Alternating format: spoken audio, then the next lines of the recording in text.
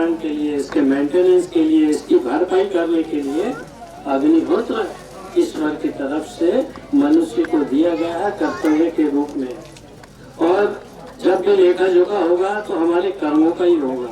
हमने क्या, जो अत्यंत महत्वपूर्ण है वह अग्निहोत्र है। और अग्निहोत्र विधि का पुनर्जीवन अग्निहोत्र का जो है इस दुनिया में जिन्होंने लाया, महानुभाव श्रीमान माधव जी पोद्दार साहब, जिनके तपोबल से सत्य धर्म का प्रवर्तन हुआ और आज पूरी दुनिया में यह एक ऐसी कृति है अग्निहोत्र की। किसी भी देश का व्यक्ति हो, इसी नियम से, इसी क्रिया से और इस विधि को अग्निहोत्र को करने से यही जो सारी चीजें प्राप्त होती है वो प्रत्येक मनुष्य को प्राप्त होती है। और सबसे महत्वपूर्ण जो है, हमारे घर का वातावरण शुद्ध हो जाता है। हम जब एक बार अग्निहोत्र करते हैं तो 12 घंटे के लिए घर का वातावरण शुद्ध हो जाता है। शाम को करते हैं तो सवेरे तक के लिए, सुबह को करते हैं तो शाम तक के लिए। इस तरह 24 घंटे हमारे घर का वातावरण शुद्ध बना रहता है। अग्निहोत्र की विधि करने के लिए कोई आयोजन नहीं करना है, कोई मुहूर्त नहीं निकालना है, किसी पंडित जी पुरोहित को आमंत्रित नहीं करना है। बस एक बार अग्निहोत्र की हम जानते, कोई भी रद्दो बदल या परिवर्तन नहीं किया जा सकता। ये छोटी सी क्रिया अग्निहोत्र की है, इसके 5 नियम है और इन नियमों के अनुसार ही करना है। पहला जो नियम है अग्निहोत्र करने का, वह पिरामिड आकार का पात्र, एक निश्चित नाप है और उस नाप का पिरामिड होना चाहिए। वो मिट्टी का या तांबे का हो सकता है। दूसरी चीज है, गाय के गोबर के कंडे की अग्नि लेना है। गाय का गोबर के, गांव में हम रहते हैं, गांव के परिवेश में है तो हर घर में गाय बैल बछिया बहुत सारे हैं, तो गोवंश के बछड़े बैल या गाय के गोबर के कंडे की अग्नि तैयार करना है। अग्नि को प्रज्वलित करना है कपूर से या गूगल से, डीजल पेट्रोल मिट्टी के तेल से नहीं जलाना है। आप कपूर से अग्नि प्रज्वलित करें। अग्नि पात्र में ही प्रज्वलित करना, तो गाय के गोबर के कंडे की अग्नि। दूसरा नियम है। तीसरा नियम है, गाय का घी और चावल की केवल 2 आहुतियां, चावल अक्षत साबुत साबुत पूरे सगे सगे चावल होना चाहिए। यहाँ बहुत सारे लोग ऐसे हैं जो अग्निहोत्र करते हैं, उनको अग्निहोत्र की जानकारी है। बहुत से लोग ऐसे नए हैं जिनके लिए मैं जो है ये जो मंत्र और विधि जो है ये सारी चीज आपके सामने बता रहा हूँ ताकि उसकी जानकारी आपको हो और जब कभी भी आप इच्छा करें तो अपने जीवन में अग्निहोत्र शुरू कर सकेंगे। इतना सरल अग्निहोत्र है। तो गाय के घी और अक्षत चावल की केवल 2 आहुतियां। कितनी आहुतियां? 2 आहुतियां गाय के घी और अक्षत चावल की। 3 नियम हो गए। चौथा, 2 मंत्र अग्निहोत्र के सुबह के और 2 मंत्र शाम के। बहुत सरल मंत्र है, इतने सरल मंत्र है कि छोटे छोटे बच्चे भी बोलना सीख जाते हैं और पढ़े लिखे से अनपढ़ कोई भी किसी भी तरह का व्यक्ति जो बोलता है वो बहुत आसानी से अग्निहोत्र के मंत्र बोल सकता है। इतने सरल मंत्र। तो 2 मंत्र शाम के उसको देख सकेंगे। और यहाँ पर एक स्टॉल लगाया है और उसमें पात्र पुस्तकें और सारी समझाइश यहाँ पर है उपलब्ध। वो यहाँ से लेकर यहाँ सीख भी सकता है। तो जैसी शाम होगी, सूर्यास्त होगा तो मंत्र बोलेंगे, अग्नये स्वाहा, आहुति छोड़ देंगे, अग्नये इदं मम, ये मंत्र का अगला भाग पूरा करेंगे। एक आहुति हो गई। दूसरा, प्रजापतये स्वाहा, अग्नि में आहुति दे देंगे। ये दूसरा मंत्र है, दूसरी आहुति। 2 मंत्र के साथ में सुबह का अग्निहोत्र संपन्न। शाम को अग्निहोत्र किया तो सुबह तक हमारे घर का वातावरण शुद्ध बनाए रखता है। सुबह करते हैं तो शाम तक हमारे घर का वातावरण जो है वो शुद्ध बनाए रखता है। ये अग्निहोत्र के 4 नियम हो गए। 5वां नियम है इसका समय की पाबंदी। अग्निहोत्र का जो महत्वपूर्ण नियम है वो है समय की पाबंदी। जैसी सूर्य उदय होता है उस समय और जैसी सूर्य होता है अस्त होता है उस समय, ये दो समय है, सूर्य उदय का और सूर्य अस्त का। इन समय पर ही हमें गाय के घी और चावल की 2 आहुतियां देना है। तो हमको जो है इसके उपरांत अवतार सिंह जी डुंगरिया वाले सरदार जी सरकार में है बहुत। जाओ अरे आओ तो आओ नहीं ऐसे जनक सिंह बुला लो। हाँ अध्यक्ष साहब जनक सिंह जी यहाँ पर आए और दीदी का स्वागत।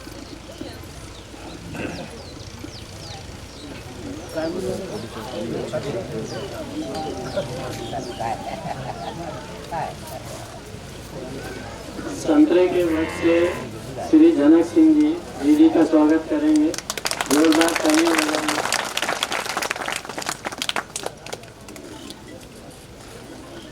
हाँ, श्री ज्ञान सिंह जी राजपूत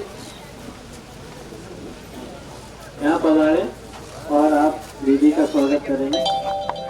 और अब मैं जो है हमारे बीच जो दीदी पधारी हुई हैं उनसे निवेदन करूंगा कि हम सब लोगों को मार्गदर्शन देने की कृपा करें।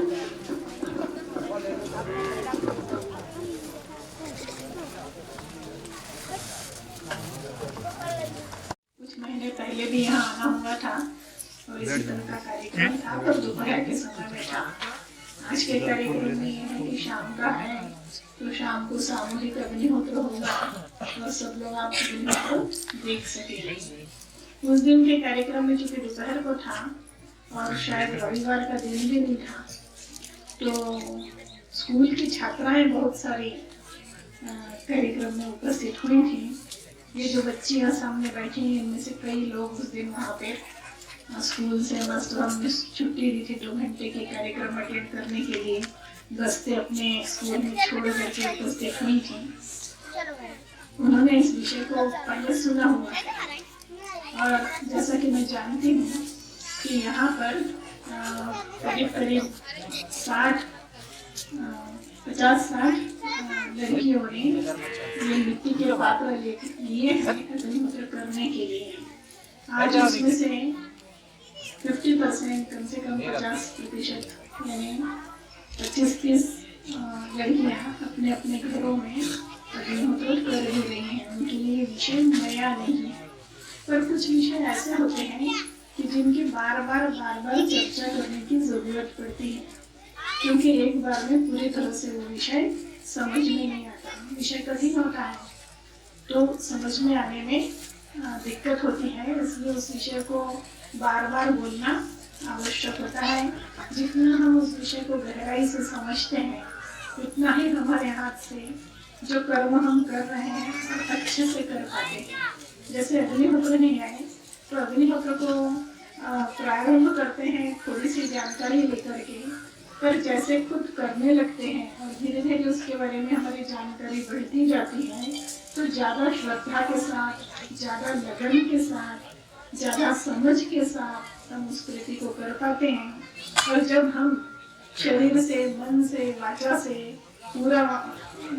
पूरी तरीके से जब हम उस चीज़ को करते हैं तो हमें उसका कई गुना लाभ मिलता है। जो काम हम अपने मन से करते हैं, पूरा समझ कर करते हैं, इसमें और पूरी तरह से समझ के करने में बहुत ज़्यादा अंतर होता है। मुझे खुशी है कि इस गांव में इसकी शुरुआत हुई और सरपंच साहब जो हैं शेखर सिंह जी शुरू में इन्होंने यहाँ पे अग्निहोत्र का प्रारंभ किया और आज कई घरों में अग्निहोत्र हो रहा है। तो आप लोगों ने देखा अग्निहोत्र कितना आसान है।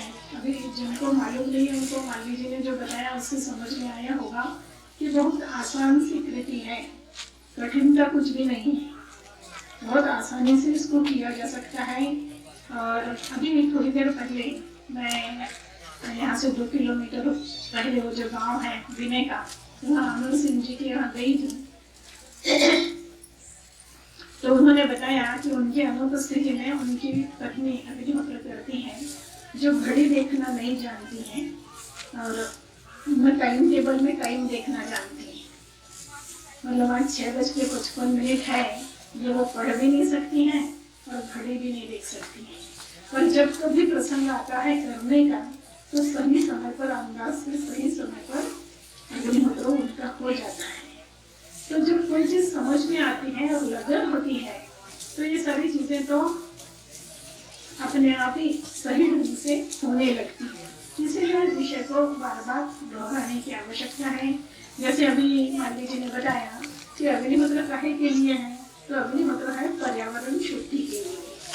पर्यावरण में अपने चारों तरफ की आबोहवा जो है उसे हम पर्यावरण कहते हैं। हवा, धूप, पानी, जिसमें हमारी जिंदगी बसती है, जिनकी वजह से हम जिंदा हैं। अगर हवा नहीं होगी, अगर पानी नहीं होगा, अगर धूप नहीं होगी तो जीवन नहीं होगा। ये पर्यावरण है और इस पर्यावरण को स्वस्थ बनाए रखने के लिए, उसको अच्छा बनाए रखने के लिए, उसको मजबूत बनाने के लिए जो हवन किया जाता है उसे अग्निहोत्र कहते हैं। यहाँ भी 24 घंटे का हवन हुआ महामृत्युंजय मंत्र से। उस मंत्र में है कि त्र्यंबकम यजामहे सुगंधिम पुष्टिवर्धनम। हम यजन क्यों करते हैं? यजन यानी हवन, जिससे वातावरण सुगंधित और पुष्टिवर्धक होता है। पुष्टिवर्धक का मतलब ताकतवर होता है, सशक्त होता है, स्वस्थ होता है, ये पुष्टिवर्धक का अर्थ है। तो क्यों किया जाता है हवन? वातावरण को स्वस्थ बनाने के लिए किया जाता है। तो ये वातावरण ही हमारे लिए सबसे महत्वपूर्ण चीज है, क्योंकि वातावरण हमारा जीवन है। तो ये जो सारे देवता हैं, इनको हमें कुछ देना है तो कैसे देंगे? ठोस रूप में तो कुछ नहीं दे सकते। तो हवन के माध्यम से जब हम आहुति देते हैं, गाय का घी और अक्षत चावल जलते हैं, उसमें से जो गैसेस निकलती हैं ये वातावरण में फैलती हैं और सारे देवता अपना अपना हिस्सा उसमें से लेते हैं। तो इस तरह से हम इन सारे देवताओं की उपासना करते हैं अग्निहोत्र करके, पूरी प्रकृति की उपासना करते हैं। जब सूर्योदय पर हम आहुति देते हैं, भले ही हम कहते हैं सूर्याय स्वाहा है, पर इसका मतलब ये नहीं होता है कि केवल सूर्य को आहुति है। सूर्य जो कि प्रत्यक्ष उस समय में होते हैं, सूर्योदय हुआ होता है, इसलिए सूर्याय स्वाहा ये कहा जाता है। पर जितने भी देवता हैं सब उससे अपना अपना हिस्सा ग्रहण करते हैं। इसी तरह शाम के समय में हम कहते हैं अग्नये स्वाहा।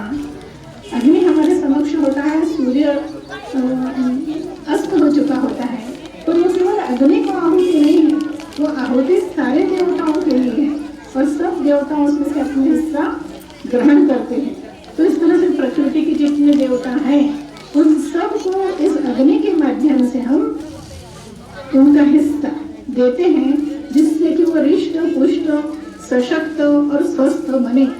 अगर वो हृष्ट पुष्ट और सशक्त बनते, स्वस्थ बनते हैं तो उसका फायदा हमें मिलता है, क्योंकि उस वातावरण में जब हम रहेंगे तो हम भी हृष्ट पुष्ट और सशक्त और स्वस्थ रहेंगे। सब कुछ हमको वातावरण से मिलता है। तो वातावरण अच्छा बनाना ये दायित्व ईश्वर ने मनुष्य को सौंपा है। हजारों साल पहले अपने यहाँ केवल भारत में नहीं तो दुनिया भर में ये अग्निहोत्र हुआ करता था। दुनिया भर में, जहाँ आज ईसाई धर्म है, जहाँ बौद्ध धर्म है, जो हिंदू नहीं है, ऐसे जो देश हैं, इन सारे देशों में भी पहले हवन हुआ करता था। ये सूर्योदय सूर्यास्त का अग्निहोत्र हुआ करता था। जहाँ जहाँ अग्नि रहता था पूरी दुनिया में, वहाँ सब जगह सूर्योदय सूर्यास्त के समय पर अग्निहोत्र हुआ करता था। फिर बाद में कुछ स्वार्थी लोगों ने उसमें कुछ गड़बड़ियाँ की और धीरे धीरे ये आज से हजारों साल पहले, 2,500-3 हजार साल पहले ये अग्निहोत्र बंद करवा दिया गया। तब से अग्निहोत्र छूट गया और छूटने के बाद फिर अब कुछ तो भी करना है, तो फिर हम मूर्ति रूप में देवी देवताओं की उपासना करने लगे। उसके पहले मूर्ति रूप में देवी देवताओं की उपासना नहीं होती थी, यज्ञ के माध्यम से उपासना हुआ करती थी। वो उसके बाद में शुरू हुआ। भगवान बुद्ध की मूर्ति आई, फिर बाकी भी मूर्तियां आई और इस तरह से मूर्ति की उपासना शुरू हुई। पर मूल रूप से जो देवताओं को हमको देना है वो देना बंद हो गया, और बंद हो गया तो उसको हजारों वर्षों से वो चीज बंद रही। और अब फिर से वो जो प्राचीन हमारी पद्धति है, जिससे कि हमको सहारा मिलने वाला है, जिससे हमारे जीवन में आनंद आने वाला है, उसको फिर से आज से 50 साल पहले शुरू किया गया। उसकी जानकारी इसी तरह से हम लोग गाँव देते आए हैं। जैसे आपके गांव में कुछ सालों से नियमित अग्निहोत्र हो रहा है, भले 2 घरों में हो रहा है। या अभी जैसे डुंगरिया की बात हो रही थी, डुंगरिया गांव में मोहर सिंह जी 25-30 साल से अग्निहोत्र करते थे, और थोड़ा सा प्रचारकों ने वहाँ पर प्रयास किया, लोगों को और जानकारी दी, तो आज 50-60 घरों में उस गांव में अग्निहोत्र होता है। और हर प्रसंग पर महामृत्युंजय यज्ञ होता है। ये धीरे धीरे गांव का वातावरण यज्ञमय बनने लगा है। ऐसे ही अपने को अपने घर का वातावरण, अपने गांव का वातावरण यज्ञमय बनाना पड़ेगा, तब जाकर के ये जो वातावरण का दोष है, ये वातावरण की अशुद्धि है, ये वातावरण की वजह से जो हमारे सामने समस्याएं हैं, ये सारी समस्याएं खत्म होंगी। गांव पहले अपना नियम लेना है कि हम अपने घर में सवेरे शाम करें। बहुत आसान है, इसमें कहीं कुछ भी कठिनाई नहीं है, इसमें खंडित नहीं होता। आप 4 दिन में अगर अग्निहोत्र नहीं कर पाए तो अग्निहोत्र खंडित हो गया, ऐसा सोचने की जरूरत नहीं है। अग्निहोत्र कभी भी खंडित नहीं होता जब तक आप ये सोच न लें कि अब मुझे नहीं करना। आप करना है, किसी कारण से 2 दिन नहीं कर पाए, 4 दिन नहीं कर पाए, 10 दिन नहीं कर पाए, तो भी अग्निहोत्र खंडित नहीं हुआ है। जो टाइम अगला मिलता है इससे को अग्निहोत्र को अपने नियमित रूप से अपने जीवन का, जैसे एक दिनक्रम होता है ना, सवेरे हम उठते हैं, फिर मंजन करते हैं, 24 मिनट नहाते हैं, फिर कोई पूजा करता है, कोई गाय का दूध होता है, उसका एक होता है, किसी का होता है खेत पर जाना है, महिला है तो खाना बनाने, एक दिनचर्या होती है। ये काम, फिर इसके बाद ये काम, फिर इसके बाद ये काम, फिर इसके बाद ये काम, इसको कहते हैं दिनचर्या। अपने दिनचर्या में हमको अग्निहोत्र को शामिल करना है। वो दिनचर्या का हिस्सा है कि हम सवेरे उठें तो उठने के बाद सूर्योदय के समय पर हमें क्या काम करना है, तो आहुति देनी। हो सके तो घर के सब लोग उस समय में 2 मिनट के लिए वहाँ बैठ जाएं, बहुत अच्छा है। पर अगर ऐसा संभव नहीं है तो घर में जिस पुरुष को समय हो, जिस महिला को समय हो, जिस बच्चे को समय हो, वो उस समय में आहुति देने का काम कर सकता है। कोई भी एक व्यक्ति तो कर ही सकता है, समय निकाल सकता है इतना। तो ऐसे ही शाम को आए कि सूर्यास्त हुआ तो लोग कहते हैं ना दिया बत्ती का टाइम, क्योंकि परंपरा रही है कि शाम का समय हुआ तो भगवान के सामने दिया लगाना है। वो ऐसे ही सूर्यास्त हुआ तो हमें 2 आहुतियाँ अग्निहोत्र की देना है। तो अपने दिन क्रम में हमको अग्निहोत्र को शामिल करना है। और जब कोई चीज हम अपने दिन क्रम में शामिल करते हैं तो उसमें कभी कभार नागा हो जाता है, जो भी हमारे काम होते हैं उसमें होता है। वैसे अग्निहोत्र में भी हो जाता है तो कोई दिक्कत नहीं है। अग्निहोत्र की एक बहुत बड़ी सुविधा हमको जिन्होंने अग्निहोत्र बताया उन्होंने दी है कि नहा के करो बहुत अच्छा है, सवेरे नहा के करो बहुत अच्छा है। पर अगर नहा के नहीं कर सकते हो तो बगैर नहाए समय पकड़ने की कोशिश करो और सूर्योदय के समय में समय पर आहुति दो। अग्निहोत्र में सबसे बड़ी बात क्या है, समय की पाबंदी। सूर्योदय और सूर्यास्त ये दोनों समय ऐसे होते हैं जब प्रकृति में बहुत सारे परिवर्तन आते हैं। उस परिवर्तन के समय में जब हम अग्निहोत्र करते हैं तो हमें सूर्योदय के बहुत सारे फायदे मिलते हैं और सूर्यास्त के बहुत सारे जो विपरीत परिणाम हैं उनसे हमारा बचाव होता है। तो सूर्य के साथ, सूर्योदय और सूर्यास्त के साथ जुड़ी हुई चीज है, इसमें सबसे महत्वपूर्ण चीज है समय को साधना। फिर अगर आप बगैर नहाए करेंगे और समय साध लेंगे वो ज्यादा अच्छा है, नहा करके समय छोड़ करके करेंगे उससे, क्योंकि समय छूट गया इसका मतलब है कि आपने जो आहुति दी वो बेकार गई, उसका कोई मतलब नहीं है। समय पर आपने आहुति दी तो ही वो गैसेस निकलेंगी, तो ही वो वातावरण में प्रसारित होंगी, क्योंकि सूर्योदय सूर्यास्त के समय में हमारे वातावरण में बहुत सारे परिवर्तन आते हैं।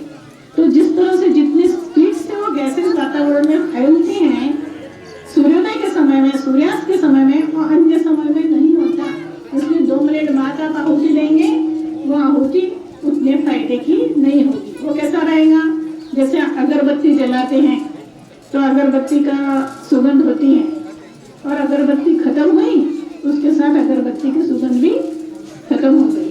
पर जब हम समय पर अग्निहोत्र करते हैं तो आपके यहाँ 3 बजे भी कोई आएगा दोपहर को तो उसे समझ में आएगा कि आपने सवेरे अग्निहोत्र किया था, क्योंकि घर में वो सुगंध बनी रहती। सवेरे 7 बजे किए हुए अग्निहोत्र की सुगंध भी दोपहर को 3 बजे महसूस की जा सकती है। लोग करते हैं, जो नए लोग घर में आते हैं। इतने से चावल और 1 बूंद घी, कोई सुगंधित द्रव्य उसमें डाला ही नहीं, कुछ भी सुगंधित चीज नहीं डाली, फिर काहे की सुगंध है जो पूरे 12 घंटे बनी रहती है, उसका प्रभाव 12 घंटे बना रहता है। तो इसलिए वो सब है समय। अगर हम समय छोड़ देंगे तो हमें अग्निहोत्र का कोई लाभ नहीं मिलेगा।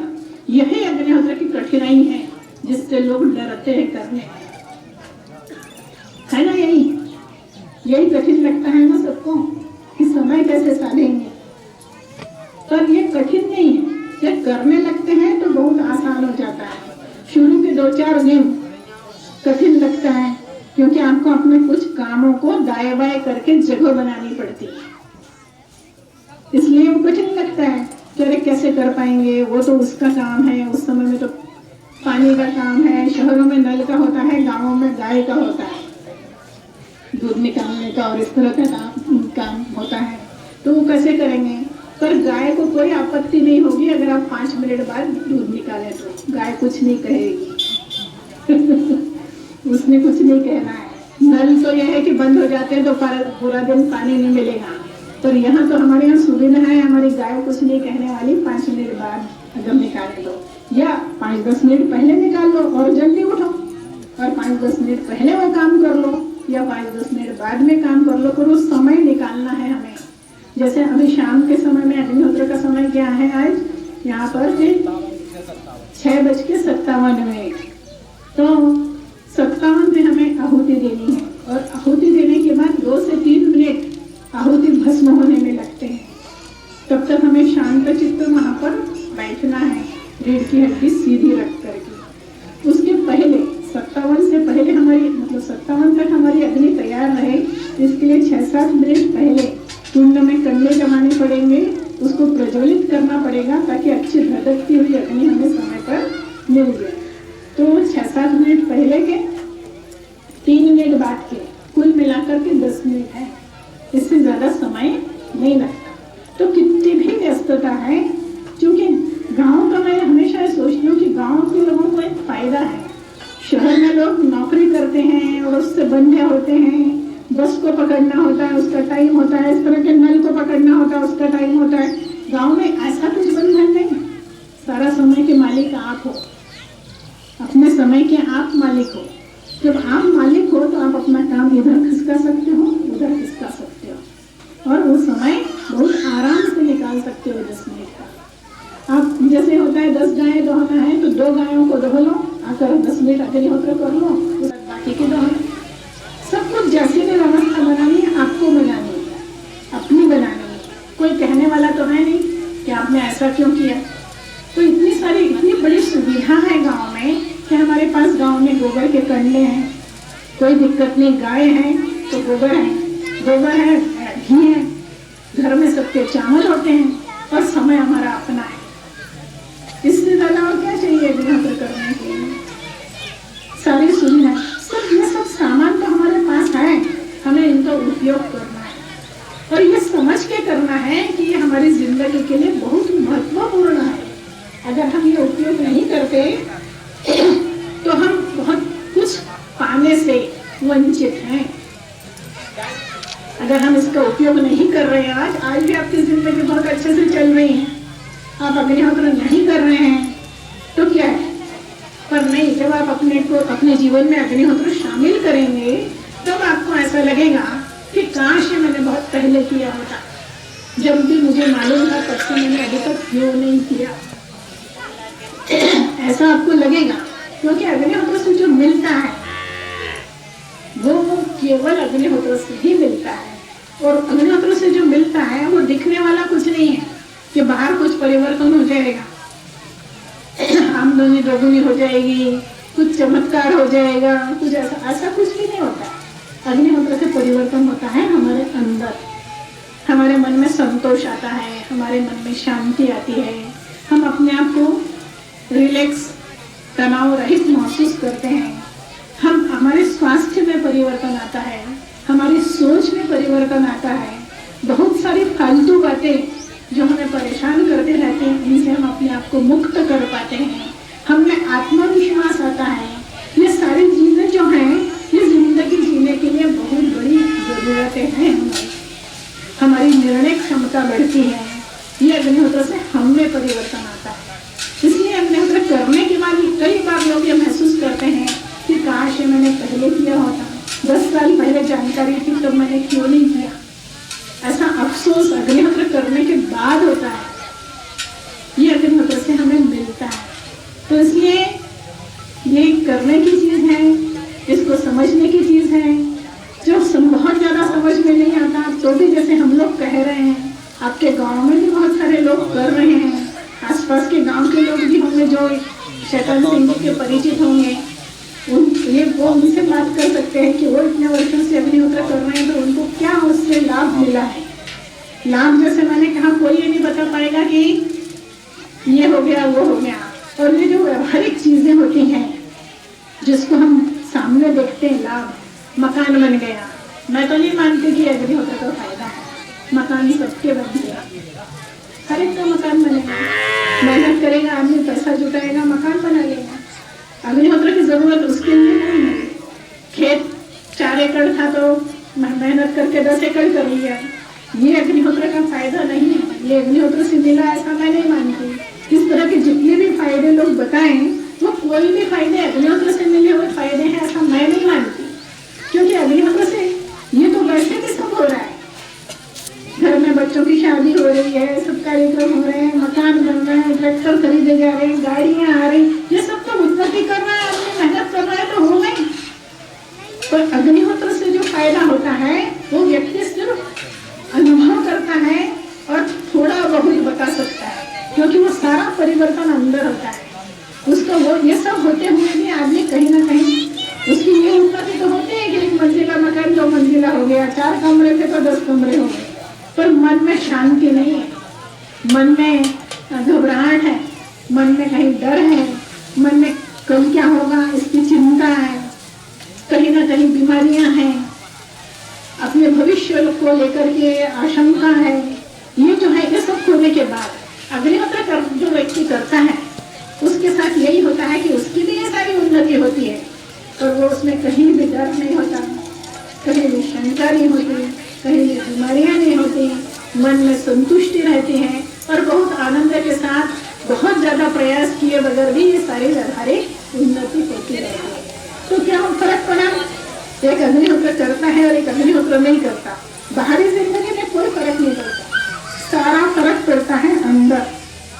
तो जीवन जो हम जी रहे हैं वो हम आनंद के साथ जिए, परेशान होकर के काम करते रहें, कभी खुद को कोसें कभी दूसरे को कोसें, इससे बेहतर है हम किसी को न कोसें। हमेशा ईश्वर का स्मरण रहे मन में, हमेशा हम मन से आनंदित रहें और फिर हम हमारा जीवन जिए।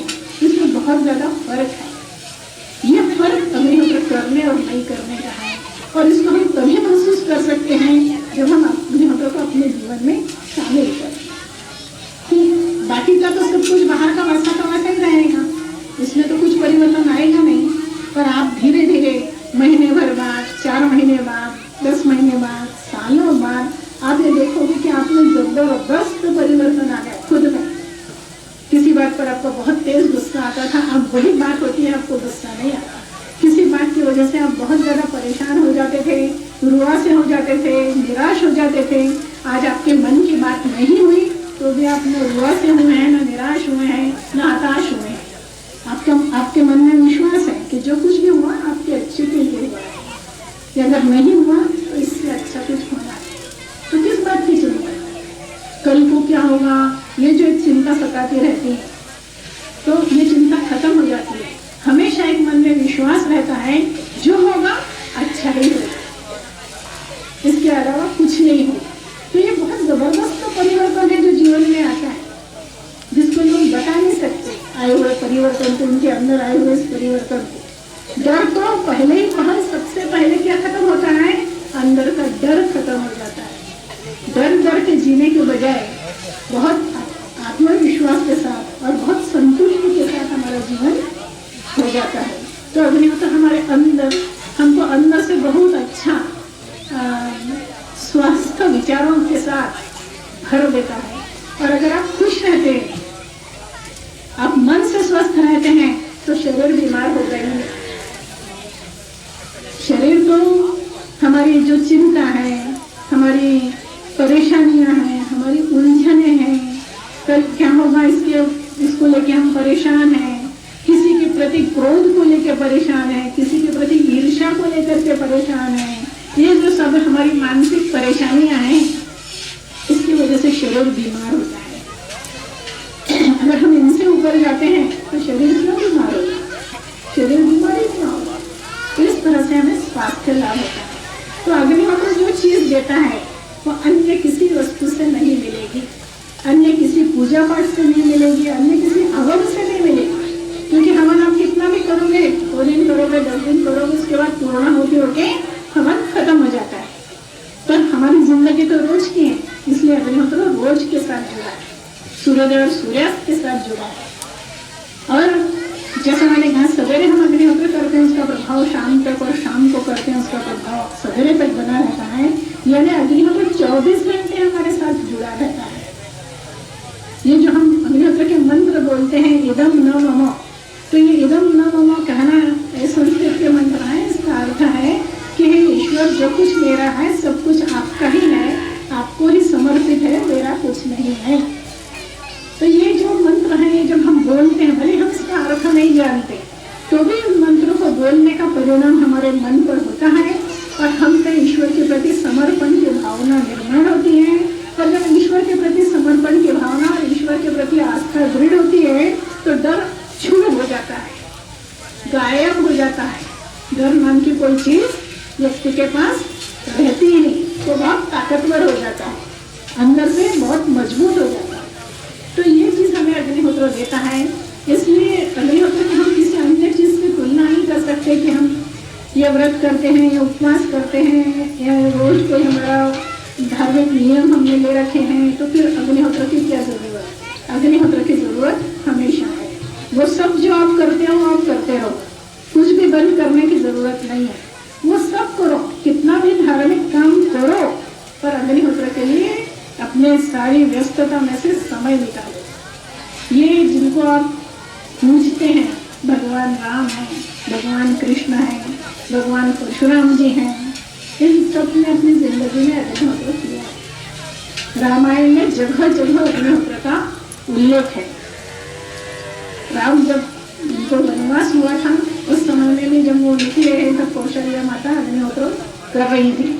वो जहाँ आश्रमों में गए, उन सब ऋषियों के यहाँ अग्निहोत्र होता था। जहाँ कुटी बना करके वो रहे, वहाँ पर भी सवेरे शाम अग्निहोत्र होता था। सुग्रीव से उनकी दोस्ती हुई, उसमें भी अग्नि को ही उन्होंने साक्षी बनाया था। तो पूरी रामायण जो है, उस रामायण में यज्ञ का और अग्निहोत्र का महत्व है। तो भगवान राम का चरित्र यज्ञ से भरा हुआ है। भगवान कृष्ण ने भी अपने जीवन में अग्निहोत्र किया हुआ है। उसका भी जगह जगह महाभारत में भी आप देखेंगे तो बहुत जगह उल्लेख मिलता है। जो भागवत आपके यहाँ गाँवों में दिखाते हैं, होती रहती हैं, भागवत कथा वाचने वाले भागवत का पूरा वर्णन करते हैं। उस भागवत में एक अध्याय अग्निहोत्र पर है, पर लोग चूंकि अग्निहोत्र को जानते नहीं, इसलिए पंडित जी अग्निहोत्र वाला अध्याय छोड़ देते हैं। बोलेंगे तो किसी को समझ में तो आने वाला नहीं है, तो उस अध्याय को छोड़ ही देते हैं। तो उस अध्याय में भी ये बताया है कि आप शिव जी को बेलपत्री चढ़ाते हैं कि नहीं, आप फलाना ये करते हैं कि नहीं। ये इस सब से कोई मतलब नहीं है। मतलब इससे है कि अगर आपको अपना आगे की जिंदगी सुधारनी है, तो एकमात्र चीज है, वो है अग्निहोत्र। ऐसी तुलना भागवत में की गई है। एक पूरा अध्याय अग्निहोत्र के महत्व पर है। तो राम भी आए हमारे जीवन में, अग्निहोत्र ही सिखाने आए थे। कृष्ण भी आए, उन्होंने भी हमें अग्निहोत्र ही सिखाया है। इसके पहले भगवान परशुराम आए हैं, उन्होंने भी हमें अग्निहोत्र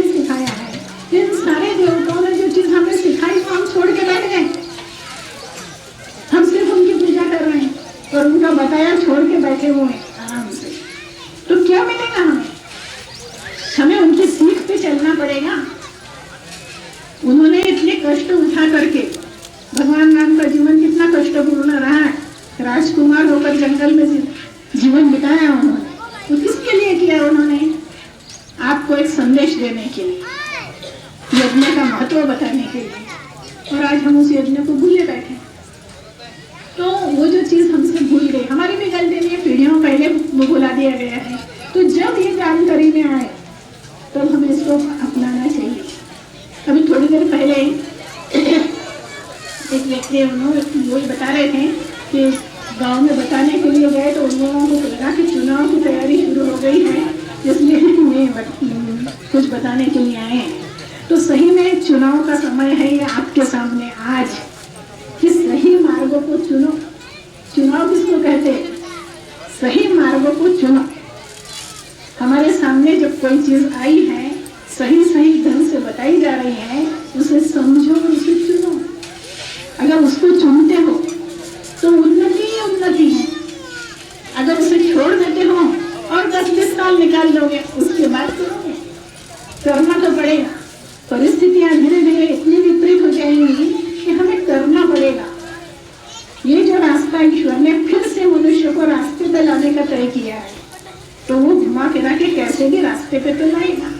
हम उसे आज समझ के आज नहीं करेंगे, हमें कल करना पड़ेगा। अभी थोड़ी देर पहले गर्मी की बात हो रही थी। इस साल टेम्परेचर सबसे हाई रहा, अगले साल इससे ज्यादा रहेगा, उसके अगले साल उससे ज्यादा रहेगा, उसके अगले साल उससे ज्यादा रहेगा, क्योंकि हमने बिगाड़ दी है सारा वातावरण। तो जब वातावरण बिगड़ा है तो उसे हमें भुगतना है इस तरह से, इससे हमें कोई बचा नहीं सकता। तो इससे हम बचा सकते, हम खुद ही करेंगे। इसके लिए ईश्वर ने हमारे हाथ में दे दिया है, हमारी सुरक्षा का साधन ईश्वर ने हमारे हाथ में दिया है कि खुद करो और अपने आसपास, अपने घर का वातावरण, अपने परिवार का वातावरण सुरक्षित करो।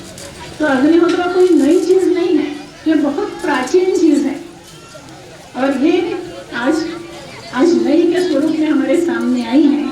तो इसे हमें अपने जीवन में समझ करके अपनाने की जरूरत है। और अगर हम इसको अपनाते हैं, केवल अपना ही नहीं तो और लोगों तक भी पहुंचाए। ये एक अच्छा संदेश है कि खुद करो, अपने जीवन में, अपने घर में करो। अग्निहोत्र के जो आपको अनुभव आए और आपको दिखता है कि अग्निहोत्र से जीवन में परिवर्तन आता है, तो अपने सारे नातेदार, रिश्तेदार, परिचित, पड़ोस के गांव, सब तक ये चीज पहुंचाओ। ज्यादा से ज्यादा लोग अग्निहोत्र करेंगे, वातावरण ज्यादा अनुकूल हो जाएगा, ज्यादा अच्छा हो जाएगा, ज्यादा परिस्थितियां हमारे अनुकूल हो जाएंगी। तो आज का समय यह है कि हम किसको मानते हैं, किस गुरु के शिष्य हैं, क्या कुछ हम करते हैं, ये सब बाजू में रखो। जो भी आप जैसा भी करते हो वैसा आप करो, पर सवेरे शाम सूर्योदय सूर्यास्त के समय में अग्निहोत्र के लिए समय निकालो। घर में एक जगह बनाओ, एक छोटा सा पात्र आ सके, और जीवन क्रम में एक समय निकालो कि 5-10 मिनट सवेरे और 10 मिनट शाम को खाली करो और उस समय में अग्निहोत्र करो। सब परिवार मिलकर जब करता है तो बहुत आसानी से हो जाता है। अगर एक व्यक्ति तय करता है तो कठिन हो सकता है कि उसे समय है और नहीं है, पर परिवार के लोग अगर मिल के तय करते हैं तो जिस किसी को परिवार में समय होगा, बच्चे भी बैठे हैं यहाँ पे, छोटे बच्चे भी बैठे हैं, ये सब कर सकते हैं अग्निहोत्र। इस उम्र के हैं, इसको सीखने में कोई समय नहीं लगता, मंत्र सीखने में समय नहीं लगता, और उसकी प्रक्रिया इतनी आसान है कि कोई भी बच्चा सीख करके कर सकता है। बच्चे अगर शुरू करते हैं तो माता पिता उनको मदद करें, माता पिता भी शामिल हो। ऐसा नहीं कि बच्चा कर रहा है, आपका कोई वास्ता नहीं। आपके घर में प्रत्यक्ष ईश्वर का पदार्पण होता है। सूर्योदय के समय में प्रत्यक्ष ईश्वर आते हैं। आप ये सोचिए कि आपको पता चले कि भगवान राम आपके घर आ रहे हैं, तो आप सब मिल करके सबके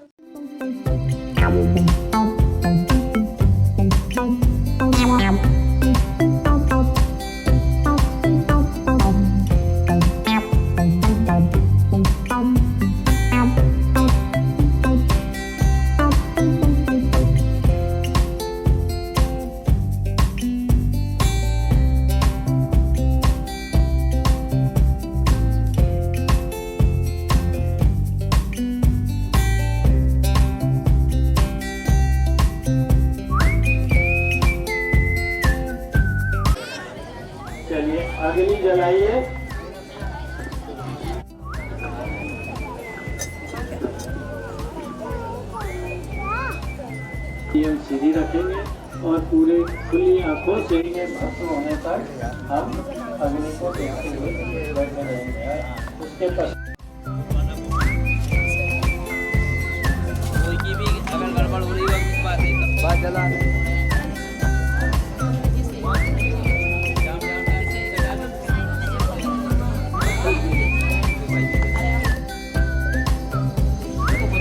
मत चला।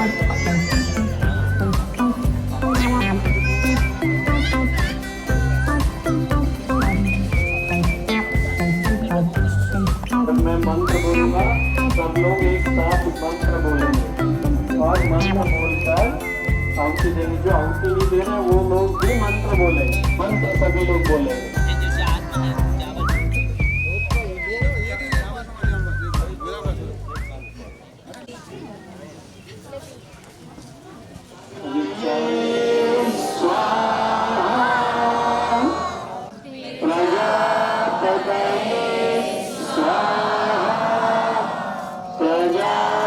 हटो राजपाल, हटो हटो, इधर हटो।